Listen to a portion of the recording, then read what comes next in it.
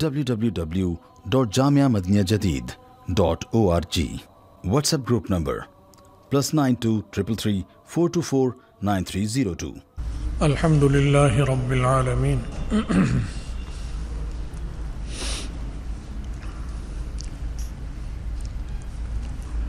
والصلاة والسلام على خیر خلقہ سیدنا و مولانا محمد وآلہ واصحابہ اجمعین، اما بعد۔ گھریلو معاشرت معاشرے میں بہت بنیادی حیثیت رکھتی ہے، کیونکہ باہر کی معاشرت اور گھر کی معاشرت میں بڑا قوی ربط اور ضبط ہے۔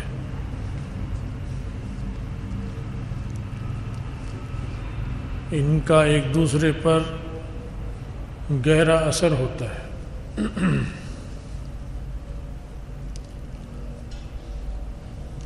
اس لیے اگر ان میں سے کسی ایک میں خرابی آ جائے گی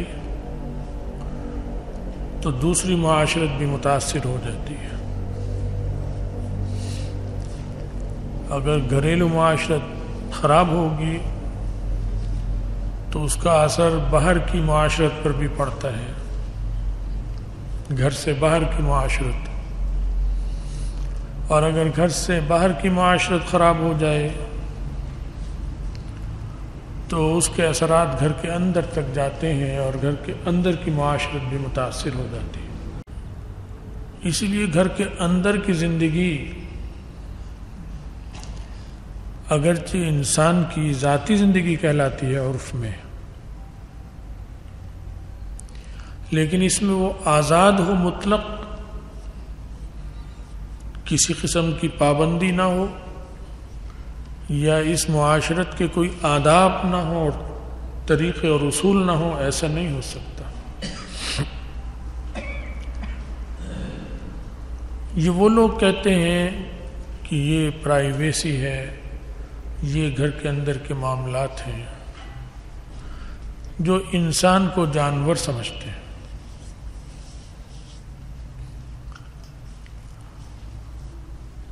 لیکن اگر انسان سے مراد وہ انسان ہے کہ جس کے کردار کی چھاپ گھر سے باہر کی معاشرت پر بھی پڑ جائے، اور اچھی پڑے بری نہ پڑے، تو خود بخود گھر کے اندر کی معاشرت اچھی ہونی چاہیے۔ کیونکہ جو آدمی بھی معاشرے میں کام کرتا ہے وہ کسی گھر سے نکل کر آتا ہے، اس کے اثرات ساتھ لاتا ہے، اس کا رنگ روپ سب چڑھا ہوتا ہے، وہ پھر باہر منتقل ہوگا۔ وہ اگر اچھا رنگ روپ ہے تو باہر اچھے اثرات ہوں گے، اور خراب رنگ روپ ہے تو باہر خراب اثرات پڑیں گے۔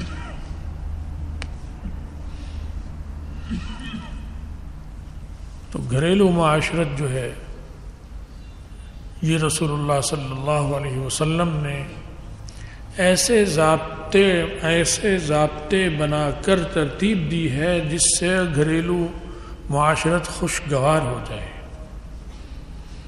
حسین ہو جائے، پرسکون بن جائے اور باوقار بن جائے۔ اس میں ضروری ہے کہ جب مرد کو کوئی حیثیت حاصل ہے تو عورت کو بھی حیثیت ہونی چاہیے۔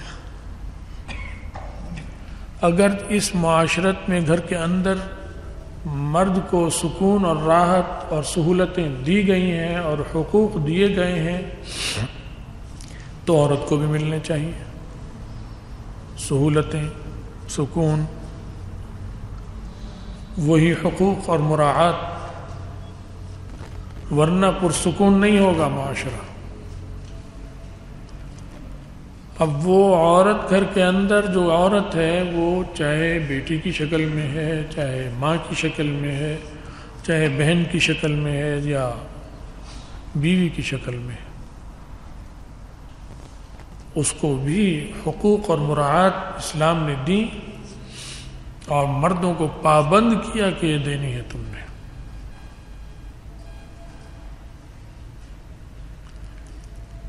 اور اتنی زبردست عورتوں کو مراعات دی ہے اور حقوق دیے ہیں اور آزادی دی ہے گھر کے اندر کی زندگی میں کہ کسی مذہب میں نہیں ہے.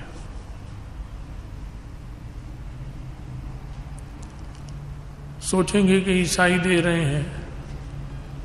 عیسائی تو جانور ہیں، کیونکہ نبیوں کی تعلیم تو محفوظ ہی نہیں ہے ان کے پاس. انہوں نے جو حقوق دے رکھے ہیں یا جسے وہ حق کہتے ہیں اس کا کوئی دینی ثبوت ہی نہیں ہے ان کے پاس.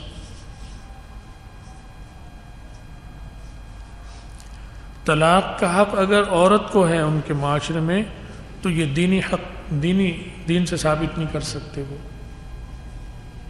یہودی ہیں یا عیسائی ہیں، جو بھی تعلیمات ہیں ان کے اندر، وہ چونکہ محفوظ ہی نہیں دین، تو وہ اس پر دینی تصدیق اور دینی چھاپ اس پہ نہیں ہے.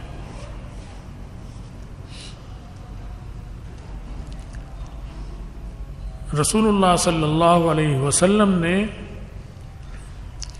جو گھر کے اندر کیا اور جو گھر کے باہر کیا وہ سارا آج تک محفوظ ہے، کیونکہ وہ قانون بن گیا، وہ ضابطہ بن گیا. اور پہلے انبیاء جو تھے وہ کچھ عرصے کے لیے آتے، اس کے بعد اور نبی، پھر اور نبی، اور یہ نبی چونکہ آخری ہیں اور اس کے بعد نہیں آئیں گے تو ضروری تھا کہ ان کی تعلیمات محفوظ ہو جائیں، کیونکہ اب نبی تو آئے گا نہیں. تو اگر یہ غیر محفوظ ہو گئیں، ضائع ہو گئیں، تو پھر ختم، جہالت ہی چلے گی. لہذا انہیں قانون بنایا گیا، انہیں محفوظ کیا گیا، اور وہ آج تک محفوظ ہیں اور آج تک بھی عمل کرنے والے ان قوانین پر عمل کرتے ہیں اور اس سے فائدہ اٹھاتے ہیں. رسول اللہ صلی اللہ علیہ وسلم کا حدیث شریف میں ایک واقعہ آتا ہے، بخاری شریف میں، کہ جب آپ نے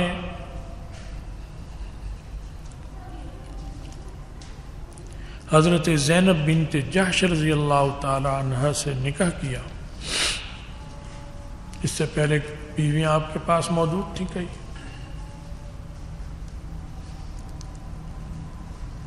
تو جب ان سے نکاح کیا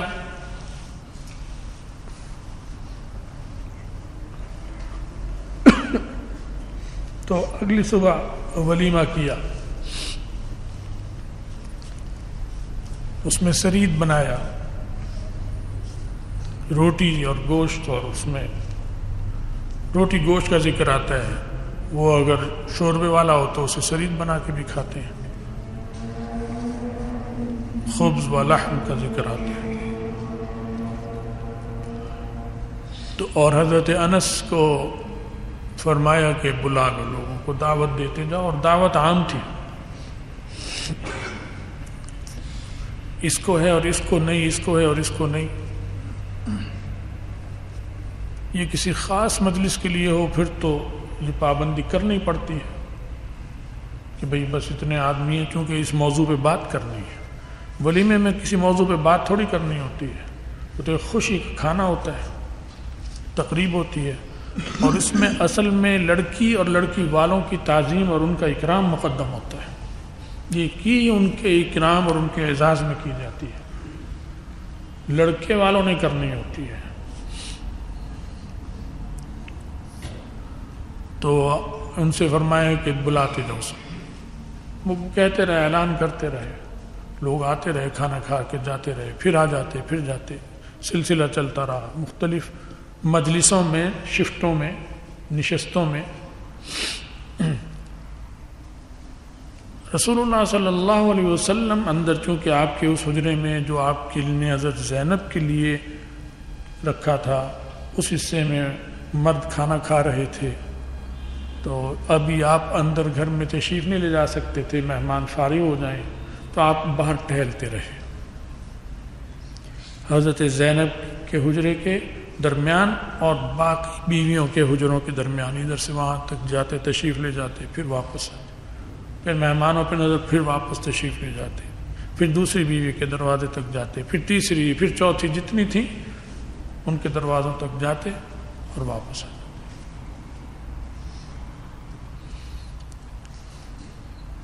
تاکہ یہ وقت گزرتا رہے، مہمان بھی اتنے فارغ ہو جائیں گے۔ تفصیل ہے قصے کی، مختصر بتاؤں گا آپ کو۔ تو جب آپ گئے پہلے چکر میں حضرت عائشہ رضی اللہ تعالی عنہ کے دروازے کے قریب، تو آپ نے فرمایا السلام علیکم ورحمۃ اللہ اہل البیت، یہ جملہ ارشاد فرمایا۔ دروازے پہ جا کے سلام کیا سب سے پہلے، سلام، تم پر سلام ہو اور تم پر رحمت ہو اللہ کی۔ اہل البیت، گھر والوں، میرے گھر والوں، میری اہلیہ، گھر والی اردو میں کہیں گے، اور بیوی کو اہل بیت کہا۔ جیسے آپ کی اولاد اہل بیت ہے، سب انہیں مانتے ہیں، اکرام اور توقیر کرتے ہیں، حضرت فاطمہ کی بھی، آنے والے جتنے بھی سید ہیں اہل بیت ہیں، تو بیوی بھی اہل بیت ہے۔ اس میں حدیث میں لفظ آ رہے ہیں، خود رسول اللہ صلی اللہ علیہ وسلم فرما رہے ہیں اہل البیت۔ یہ گمراہ اور باطل لوگوں کا رد بھی ہے اس میں، جو کہتے ہیں بس بیویاں جو ہیں وہ اہل بیت ہیں، بیٹیاں اہل بیت ہیں، ان کی اولاد اہل بیت ہے۔ یہ کیسے ہو سکتا ہے کہ ماں تو اہل بیت نہ ہو اور ماں سے جنم لینے والی بیٹی اہل بیت ہو؟ یہ کوئی سمجھ میں آنے والی بات ہے؟ نبی علیہ السلام کی جو بیٹیاں ہیں اہل بیت، وہ کسی نے جنم دیا ہے نا ان کو، جس نے جنم دیا وہ نبی علیہ السلام کی بیوی ہے۔ تو جب وہ گھر والی ہے تو پہلے تو یہ گھر والی بنی، تب تو وہ گھر والی آئی دنیا میں، بچے تو بعد میں آتے ہیں۔ تو یہ واضح اہل البیت فرمایا السلام علیکم اہل البیت، السلام علیکم ورحمۃ اللہ اہل البیت، او کما قال علیہ السلام۔ حضرت عائشہ نے سنی آواز، دروازے پر فوراً کہنے کی وعلیک السلام ورحمۃ اللہ کیف وجدت اہلک، بڑے خوشگوار انداز میں، حالانکہ سوکن آئی بھی ہے، تازی تازی آئی ہے، یہ رات سوکن کے پاس گزری ہے۔ سوکن کی جلن فطری ہوتی ہے، یہ نہیں کہ انہیں نہیں ہوتی تھی۔ اگر انہیں نہ ہوتی اور انہیں یہ تکلیف ہی نہ ہوتی تو پھر یہ اخلاق اور اس طرز کا مظاہرہ کرنا کمال بھی نہ ہوتا ان کو۔ جب دکھ ہی نہیں ہو رہا ہے تو اس لیے ایسا کر رہے ہیں، نہیں، دکھ ہوئے، فطری بات ہے، ہوتا ہے۔ اس کے باوجود کیسا خوشگوار ماحول، اور میاں بیوی میں کتنی خوشگوار گفتگو ہوئی۔ حضرت انس نقل کر رہے ہیں کہ انہوں نے بھی خوشی خوشی کہا وعلیک السلام ورحمۃ اللہ کیف وجدت اہلک، کیسی لگیں آپ کو آپ بیوی، کیسی لگیں بیوی، جیسے خوشی میں پوچھتے ہیں اس انداز میں، کیف وجدت اہلک۔ ہم جیسے اردو میں کہتے ہیں بھائی دلہن کیسی لگی، بیوی کیسی لگی، پوچھ لیتے ہیں۔ تو یہ خوشگوار ماحول، اس انداز میں انہوں نے گفتگو کی، اس سے پتہ چل رہا ہے کہ گھریلو ماحول کس قدر خوشگوار رسول اللہ صلی اللہ علیہ وسلم نے بنا رکھا تھا، کہ بیوی جانتی تھی کہ دوسری بیوی آئے گی تو میرے حقوق غصب نہیں ہوں گے۔ رسول اللہ صلی اللہ علیہ وسلم اس کے حقوق اور میرے حقوق میں کسی قسم کا فرق نہیں کریں گے۔ تو یہ گھر کے اندر کی زندگی، گھر کے اندر کی معاشرت کا نقشہ اس میں آ گیا اس حدیث شریف میں۔ یہ گفتگو کر کر آپ واپس ہوئے، پھر مہمان حضرت زینب کے حجرے تک آئے، ابھی مہمان تھے، پھر گئے اس سے دوسری اہلیہ کے دروازے پر، وہاں بھی یہی کلمات آپ نے فرمائے، السلام علیکم ورحمۃ اللہ اہل البیت، سب کو اہل بیت، حضرت حفصہ اہل بیت، ام سلمہ اہل بیت، سب کو اہل بیت فرما رہے ہیں۔ اور ہر ایک نے، حضرت انس فرماتے ہیں کہ ہر ایک نے جواب میں وہی بات کی، ویسی ہی بات کی جیسی حضرت عائشہ نے کی. سب نے یہی کہا کیسی لگیں آپ کو، کیسی لگیں آپ کو نئی دلہن نئی بیوی، جیسے اردو میں ہم بولتے ہیں. ایسے خوشگوار ماحول میں انہوں نے رسول اللہ صلی اللہ علیہ وسلم سے یہ بات کی اور یہ بھی فرمایا بارک اللہ لکا، اللہ آپ کو برکت دے. حدیث میں آتا ہے، دوسری حدیث میں یسلم علیہن ویدعو لہن، نبی علیہ السلام دروازوں پر آئے ان کے ہر ایک کو سلام کیا، ہر ایک کو دعا بھی دی.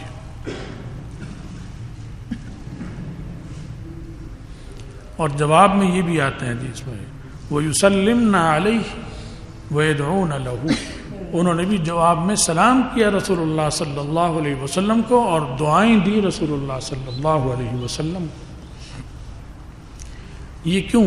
حسن معاشرت، گھر کے اندر بیویوں کو اس طرح خوش رکھا، وہ ایسی آزادی اور حقوق دیے کہ وہ ماحول اتنا کشیدہ نہیں ہوتا تھا. فطری صد ایک بوجھ اور تکلیف سوکن کی وہ تو رہتی ہے، وہ الگ بات ہے، ورنہ ہمارے یہاں تو ایسا ہو جائے تو ماتم مچ جاتا ہے.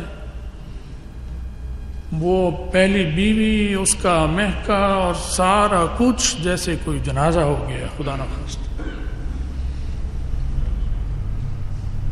اور وجہ زیادہ یہی ہے کہ مرد بھی جاہل، عورتیں بھی جاہل، انہیں پتہ ہی نہیں کہ گھریلو معاشرت ہونی کیسے چاہیے. اگر یہ تعلیمات ہوں تو پھر یہ ماتم بھی نہ ہو. قدرتی صدمہ ٹھیک ہے ہوگا، جیسے پڑھے لکھے کے یہاں موت ہوتی ہے، جاہل کے یہاں بھی موت ہوتی ہے. پڑھے لکھے کے یہاں موت کے وقت جو صدمے کی کیفیت ہے بالکل مختلف ہوتی ہے ان پڑھ کے گھر کے صدمے کی. وہاں چیخ اور ماتم، سر پھوڑنا، کپڑے پھاڑنا، ہائے اور وائے. حالانکہ جہاں پر اچھے لوگ ہیں پڑھے لکھے، صدمہ وہاں بھی ویسا ہی ہے، لیکن یہ صورتحال نہیں ہوتی، یہ نقشہ نہیں ہوتا. تو گھریلو معاشرت خوشی اور غمی دونوں میں رسول اللہ صلی اللہ علیہ وسلم نے بے نظیر فراہم کی. علم نہیں ہے اور سیکھتے ہی نہیں ہیں، جاہل رہنا پسند کرتے ہیں. بس میٹرک کر لیں گے، F A B A science بن، لیکن علم نہیں سیکھیں گے، جاہل رہیں گے. تو پھر ٹھیک ہے، جاہل تو پھر نقصان اٹھاتا ہے، تماشے لگتے ہیں. لیکن علم جب ہوگا تو عزت آئے گی، علم جب ہوگا اطمینان آئے گا، علم جب ہوگا وقار آئے گا، علم جب ہوگا سکون آئے گا، سکینہ آئے گا. یہ علم کی نشانی تھی کہ خود رسول اللہ صلی اللہ علیہ وسلم تو ظاہر ہے علم ہی علم، وہ تو نبی تھے، لیکن ازواج مطہرات بھی عالمہ تھیں، فاضلہ تھیں، جاہل نہیں تھیں، ان پڑھ. لہذا ان کے ہر عمل سے علم جھلک رہا ہے، ہر بات سے وقار اور سکینہ ٹپک رہا ہے. تو گھریلو معاشرت ہو یا بیرونی معاشرت، سب کے ضابطے اسلام نے بنائے ہیں اور وہ قانون موجود ہے، لیکن دانشتہ اس کو نہیں پڑھایا جاتا اور پڑھنے کو تیار بھی نہیں ہے لوگ. یہاں تو مفت میں پڑھاتے ہیں، یہاں کے پڑھ لو، یہاں بھی نہیں پڑھتے. تو بہرحال اللہ تعالیٰ توفیق عطا فرمائے کہ ہم اپنے دین کے علم سے واقف ہوں اور جہالت کے اندھیرے سے نکلیں اور رسول اللہ صلی اللہ علیہ وسلم کی تعلیمات پر عمل کریں تاکہ اس کی ظاہری باطنی برکات نصیب ہوں. اللہ ہم سب کو ایمان پہ خاتمہ عطا فرمائے اور آخرت میں رسول اللہ صلی اللہ علیہ وسلم کی شفاعت اور ان کا ساتھ نصیب فرمائے. وآخر دعوانا ان الحمد للہ رب العالمین.